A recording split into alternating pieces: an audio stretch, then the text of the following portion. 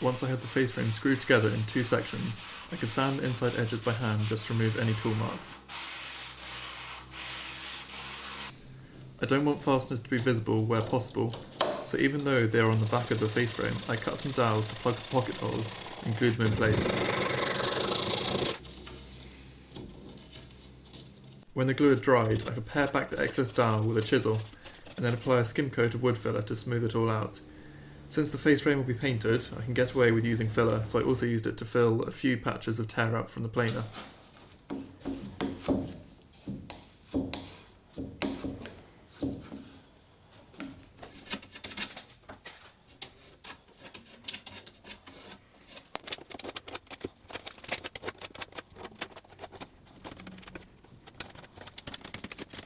I let the filler cure, and then I came back and sanded the surface smooth. Initially I sanded it by hand, but it was taking far too long, so I switched up to a palm sander. What I haven't shown here is the hours I spent sanding all faces up to 240 grit. The whole frame will get a final sanding before I paint it, as well as sanding between coats.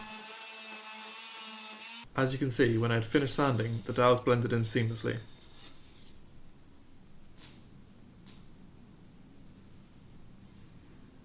One of the upright sections of the frame had developed too much of a warp since I had cut it, making it unusable, so I milled up a new piece, let it sit for a few days, then cut it to final size.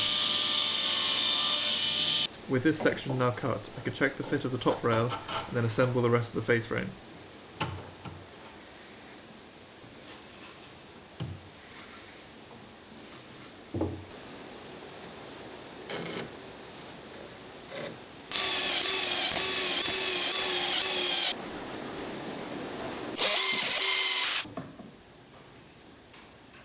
To fix the face frame to the carcass, I drilled pocket holes in the top of the carcass and marked out for a row of screws at the bottom of the face frame, which will be hidden behind the skirting when it's installed.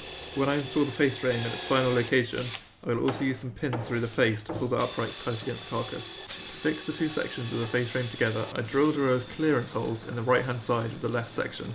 This can then be screwed into the wraparound section in front of the sink. To transfer the hole locations onto the wraparound section, I clamped them both in place and screwed the screws in part way, which left an impression in the second piece. With everything clamped in place, I can drive the screws to hold the 2 sections together, then finally screw the face frame to the carcass.